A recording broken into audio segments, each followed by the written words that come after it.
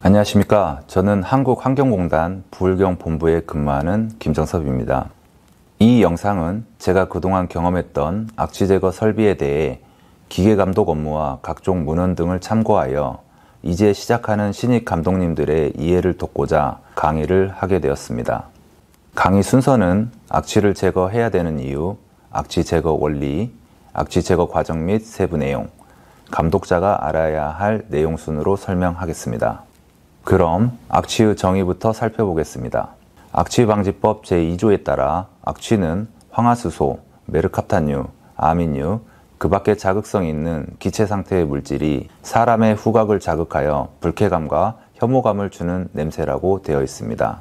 여기서 황화수소는 계란 썩은 냄새와 비슷하고, 메르캅탄류는 자극적인 유황 냄새, 아민류는 생선 비린내와 비슷한 악취를 말합니다. 그럼 악취를 왜 제거해야 될까요? 이유는 악취를 지속적으로 흡입할 경우 두통, 어지러움, 호흡곤란, 스트레스 등의 원인이 됩니다. 따라서 시설물을 운영하는 직원이나 인근 주민들의 건강에 위협을 주고 있으며, 이로 인해 악취 민원이 지속적으로 증가하고 있는데요. 악취 민원은 2008년도 약 6,000건에서 2017년도는 약 23,000건으로 10년 사이에 약 4배가량 증가했으며, 우리의 일상생활이 악취로 인해 지속적으로 불편해지고 있음을 알 수 있습니다. 다음은 악취를 제거하는 원리에 대해 살펴보겠습니다. 우리는 일상에서 방향제와 탈취제를 혼용해서 쓰고 있는데, 방향과 탈취의 차이는 무엇일까요? 방향은 기존 냄새에 별개의 향을 더 씌우는 것이며, 탈취는 냄새를 분리하여 제거하는 것입니다. 따라서 방향보다는 탈취가 악취 제거에 보다 효과적인 방법입니다. 그럼 탈취하는 원리 4가지를 설명하겠습니다. 첫 번째, 흡착입니다. 고체의 표면에 악취를 부착하여 제거하는 원리입니다. 대표적으로 숯과 활성탄이 있습니다. 다음은 화학적 처리로 강한 산화력의 물질을 분사하여 악취를 제거하는 것입니다. 대표적으로 페브리즈 같은 스프레이가 있습니다. 다음은 악취를 고온에서 태워 연소하는 것입니다. 우리가 설치하는 소각장의 악취는 연소 공기로 활용하는데요. 악취를 태워 제거하는 원리와 동일합니다. 마지막으로 생물학적 처리입니다. 악취를 미생물의 먹이로 활용하여 제거하는 방식입니다. 대표적으로 산세베리아 화분의 경우 잎과 뿌리에 있는 미생물이 악취를 제거하는데요. 공기정화 식물로도 잘 알려져 있습니다. 이러한 원리를 이용하여 악취를 제거하는데, 우리가 건설하는 시설공사에서는 어떻게 적용되는지 설명하겠습니다. 우리는 하수, 폐수, 폐기물, 음식물, 축폐 등 다양한 곳에서 건설공사를 추진하고 있으며, 슬러지를 처리하다 보면 불가피하게 악취가 발생합니다. 이러한 곳의 악취를 포집하고 탈취 장치란 설비를 이용하여 악취를 제거하는데요. 운영하는 사람은 중앙제어실에서 악취 농도가 적정하게 처리되는지 모니터링하고, 악취 허용 농도를 초과하면 기계에 작동 명령을 주어 악취를 제거하는 시스템을 구축하고 있습니다. 그럼 악취 제거 시스템 구축을 위해 먼저 악취 부분에 대해 살펴보겠습니다. 이곳은 제가 감독하고 있는 폐수 처리장의 조감도입니다. 인근 공장에서 발생하는 폐수에 대해 정화하는 시설로 다량의 슬러지를 포함하고 있습니다. 폐수 처리장을 정상 가동하게 되면 건물 내에서는 고농도 악취가 발생하여 이를 외부 탈취기로 처리해줘야 합니다. 그럼 악취 포집 대상은 어떻게 선정하는지, 탈취 풍량은 어떻게 산정하는지, 초기 악취 강도는 어떻게 예측하는지에 대해 알아보겠습니다.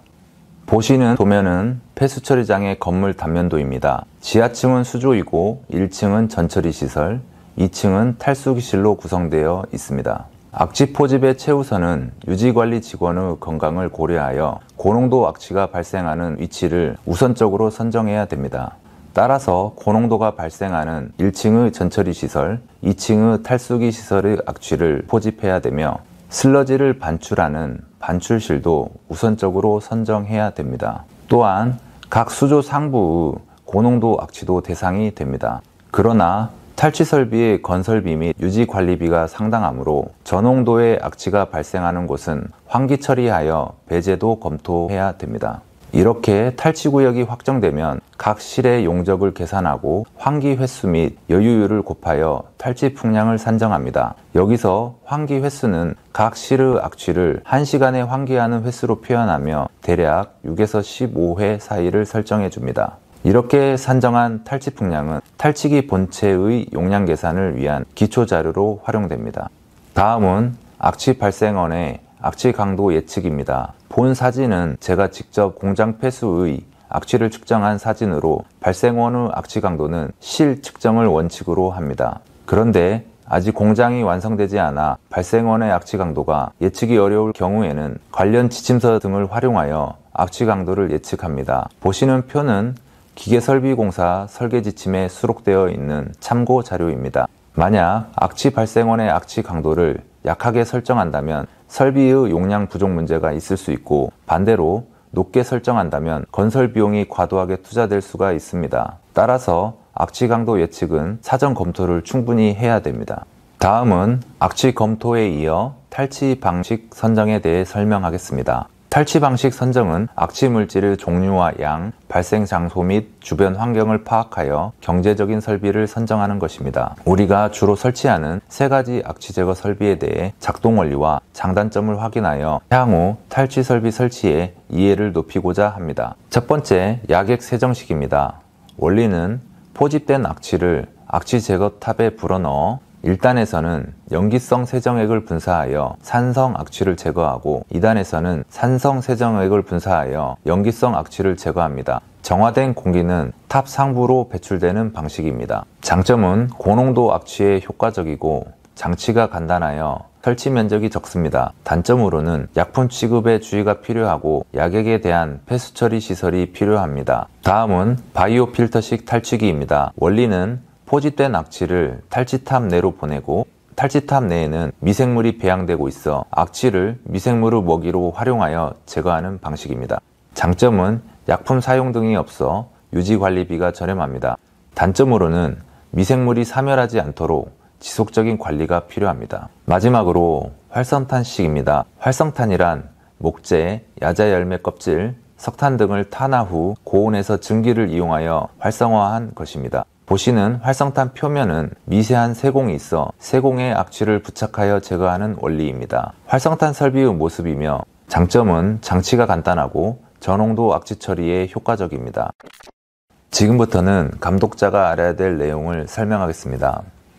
첫 번째, 탈취 설비에서 비중이 큰 송풍기입니다. 우선 업무를 하다 보면 팬, 블로워, 압축기란 용어가 나올 건데요. 이 차이점에 대해 간단히 설명드리겠습니다. 보시는 그림과 같이 형상이 조금씩 다른데요. 공기가 흡입되고 토출되는 과정에서 토출 압력이 발생하는데 토출 압력에 따라 기기명이 달라지며 우측으로 갈수록 고압을 송풍하는 설비로 보시면 됩니다. 일반적으로 토출압이 1000ml 미만은 팬이라고 하며 탈취기에 사용합니다. 또한 1000ml에서 10,000ml 사이는 블로어라 하며 수조의 상기관에 공기를 송풍하는 장치로 사용합니다. 10,000ml 이상으로는 압축기라고 하며 공압 밸브 등에 사용하고 있습니다. 다음은 탈취팬 터보형에 대해 설명하겠습니다.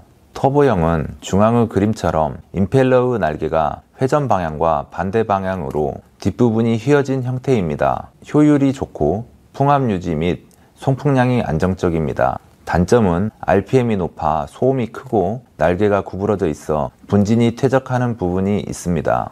아래는 임펠러 형상에 따라 효율을 나타낸 그래프입니다.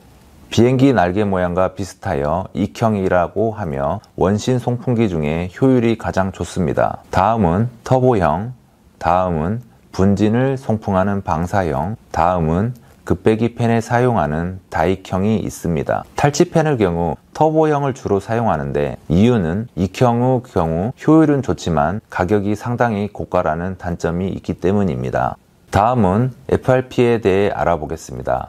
FRP란 합성 수지 속에 섬유 기제를 혼입시켜 강도를 향상시킨 재질로 탈취 배관 및 탈취기 본체에 많이 사용하고 있습니다. 이렇게 많이 사용하는 이유는 철에 비해 중량이 5분의 1로 가벼운 데 비해 강도가 매우 뛰어나며 내열성, 내식성, 절연성도 우수하여 반영구적인 재질입니다. 또한 다양한 형태의 제작이 가능하고 타 소재 접합도 용이하여 장점이 많은 재질입니다. 아래의 그림은 FRP 배관을 제작하는 공정으로 여러 개의 실 같은 원재료를 지그재그로 감아줘 강도를 향상시키는 공정입니다.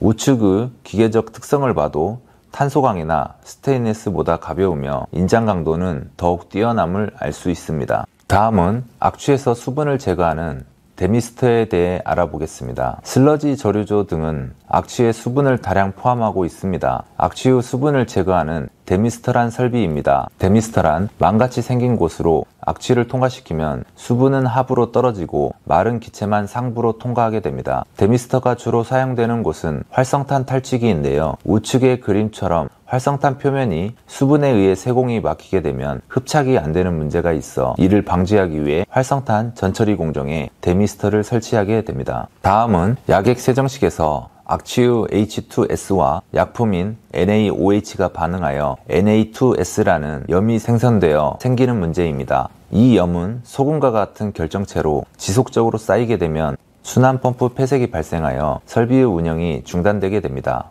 이러한 문제를 방지하기 위해 약액 세정탑 하부에 배출구를 설치하여 염이 잘 배출되는 구조를 만들어줘야 됩니다.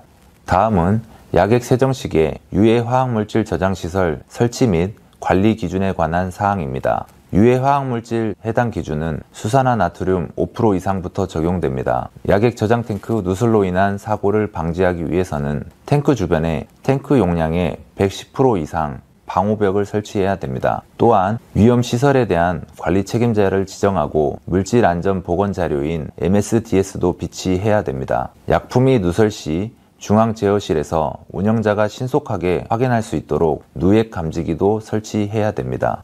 약품 투입 후 하부에는 받침대를 설치하여 약액 누설을 방지해야 됩니다. 다음은 바이오 필터식의 미생물 사멸을 방지해줘야 됩니다. 사진처럼 미생물이 사멸할 경우 담체를 교체해줘야 됩니다. 이로 인해 운영이 중단되고 상당한 담체 교체 비용이 발생할 수 있습니다. 따라서 설계보다 고농도 악취 유입을 방지해야 하고 항온, 항습, pH 농도 등을 적정하게 유지해줘야 됩니다. 마지막으로 설치 후 배출되는 가스는 악취방지법의 배출 허용 기준을 준수해야 됩니다. 보시는 표와 같이 복합 악취에 대해 배출구와 부지 경계선의 희석 배수를 만족해야 됩니다. 배출구는 우측의 사진처럼 탈취기 설치 후 배출구에서 측정하고 부지 경계선은 전체 처리 시설의 경계선에서 측정을 합니다. 여기서 희석 배수는 악취 공정시험 기준의 공기희석 관능법으로 측정하며 채취한 시료를 냄새가 없는 공기로 단계적으로 희석시켜 냄새를 느낄 수 없을 때까지 최대로 희석한 배수를 말합니다. 지금까지 악취 제거 설비에 대해 개략적인 내용을 설명하였는데요. 이제 시작하는 감독님들의 업무에 조금이나마 도움이 되었으면 합니다. 감사합니다.